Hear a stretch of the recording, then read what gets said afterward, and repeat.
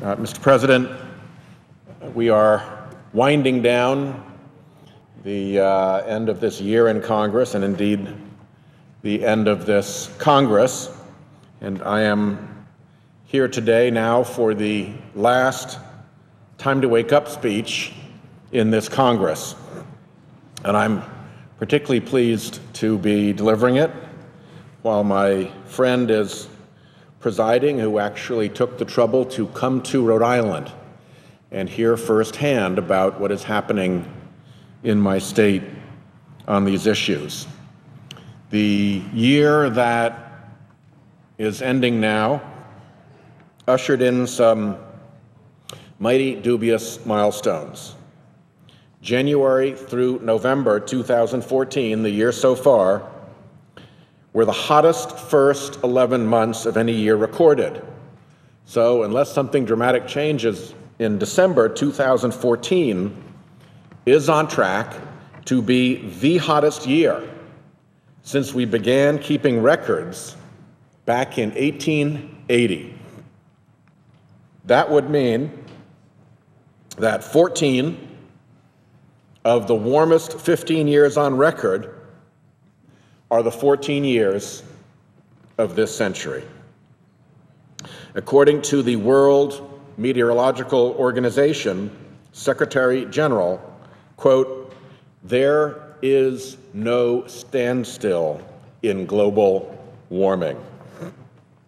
This chart shows the decades-long rise in the ocean's heat content from the surface down to a depth of 2,000 meters, a little over a mile.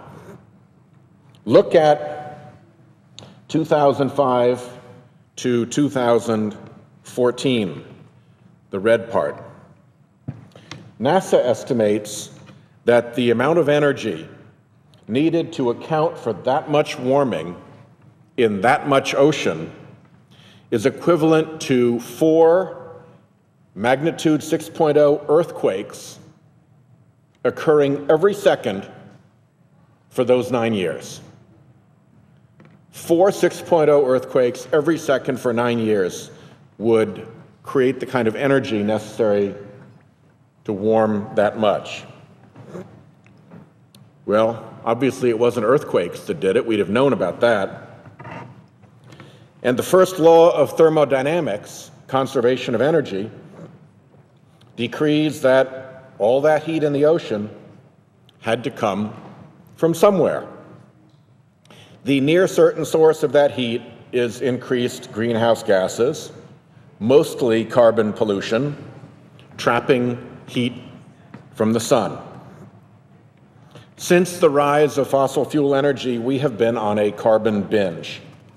As long as humans have been on the Earth, we've existed safely in a range of about 170 to about 300 parts per million carbon dioxide in the atmosphere.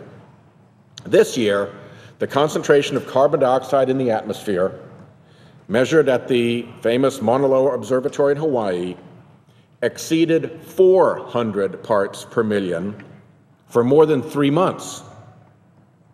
Now, archaeologists estimate that our species, our human species, has been around on this planet for about 200,000 years. The Earth last saw such high levels of carbon as 400 parts per million for that long a period more than 800,000 years ago. Oceans have absorbed more than 90% of the excess heat that the carbon has trapped. And as seawater warms, we all know by the law of thermal expansion, it expands. And sea levels, as a result, rise. Satellite measurements show that in this period, global average sea level rose about an inch. NASA's Jet Propulsion Laboratory attributes about a third of global mean sea level rise to the warming of the upper ocean. Combine that with the melting of glaciers on land, and you can see that climate change is significantly increasing sea level worldwide. In my home state, I see this, and the presiding officer was there. The Newport tide gauge records nearly 10 inches more water than it did in the 1930s. Carbon pollution in the atmosphere also dissolves in the ocean. It doesn't just warm it up, it dissolves in it. And when it dissolves in it, it makes it more acidic. Indeed, the extra carbon dioxide that humans have pumped into the oceans has caused a nearly 30% increase in the acidity of the upper ocean, which means a lot for, say, shellfish, like mussels and clams and oysters, that make their shells from calcium carbonate because calcium carbonate dissolves in acidified seawater.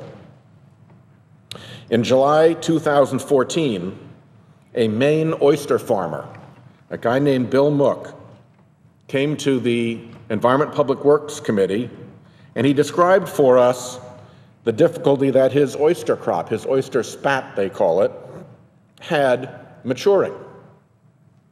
Here's what he said. Through observation, trial, and error, we reached the same conclusion made by researchers using controlled, replicated experimentation. Acidification is not a future problem, he told us. It is a problem now, and it will only get worse. A problem now, and it will only get worse.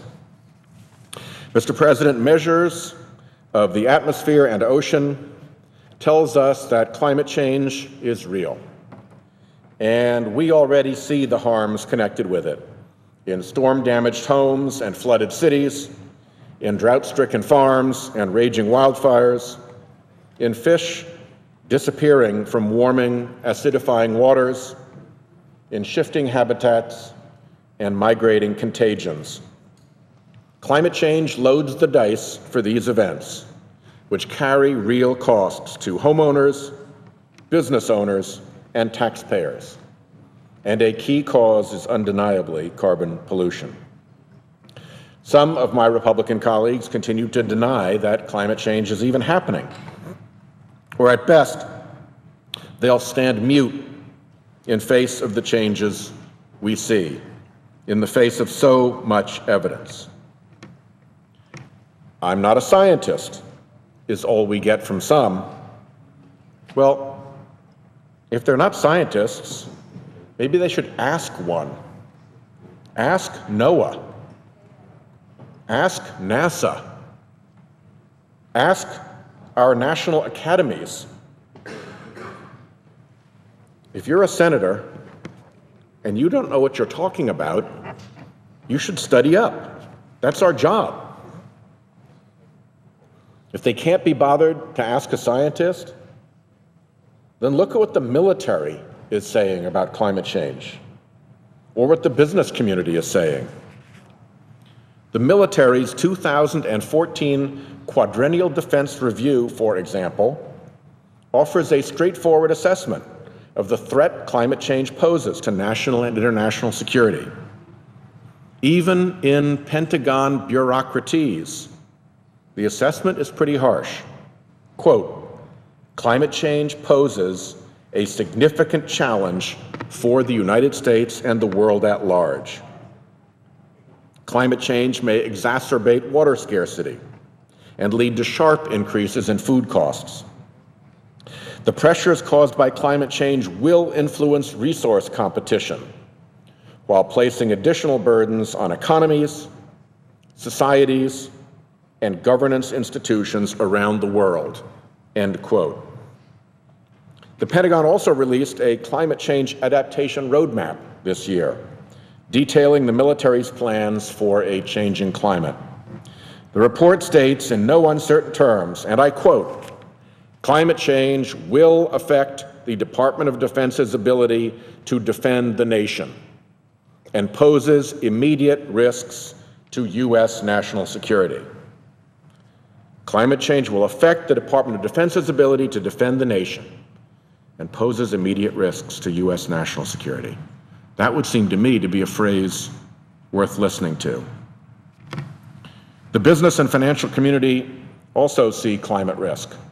Former Bush Treasury Secretary Hank Paulson teamed up with former New York City Mayor and business tycoon Michael Bloomberg, and indeed former Republican Senator Olympia Snowe and others, to put together an evidence-based assessment of the risks posed by climate change to the United States economy. The report found that between $66 billion and $106 billion worth of existing American coastal property will likely be below sea level by mid-century. That price tag could top $500 billion by the end of the century. $500 billion worth of property below sea level by 2100. Extreme heat, they also found, could reduce labor productivity of outdoor workers by as much as 3% by the end of the century. They found that shifting agricultural patterns could cause states in the Southeast, in the lower Great Plains, and in the Midwest to see a 50 to 70% loss in average annual crop yields. It's a risk we'd be reckless to ignore. One bright light of 2014 has been the proposed limits on carbon emissions from existing coal plants, announced this year by the Obama administration. That new standard will not only reduce emissions, it will change the way the polluters think. Now, it's no longer going to be free to pollute. Now that it's no longer going to be free to pollute, I suspect that some new thinking by polluters will come. And some new thinking by polluters, I expect, will be followed in short order by some new thinking on the other side of the aisle here in the Senate. Another bright light of 2014 was the Obama administration's carbon reduction agreement with China, the world's largest carbon polluter now. Followed by news this weekend from Lima that every nation in the world is expected to put forward a plan to rein in its carbon pollution. The public is with us on this, too. A recent poll released by the insurance firm Munich Re showed that 83% of Americans believe the climate is changing. Time has expired. May I ask one additional minute to conclude the page in front of me? Without objection. Thank you. 7 Americans in 10 say we should use more solar and wind power to battle climate change. An AP poll released this week said that half of Republicans favor regulations on carbon dioxide emissions. Mr. President, in 2014, the physical evidence of climate change continued to mount. Our military, our business leaders, our president, and the American people all affirmed their commitment to fending off the worst effects of carbon pollution. So in 2015, Congress will need to step up to the plate. I've introduced carbon fee legislation that would provide a practical tool for getting this done. By charging a fee on carbon pollution, we can correct the market failure that lets polluters unload the costs of their pollution on the rest of us and compete unfairly in energy markets. And we can use those proceeds to reduce other taxes. Most important, we can significantly reduce harmful carbon pollution. We just need to wake up. Maybe 2015 will be the year. I thank the senator from Oklahoma for his courtesy, and I yield the floor.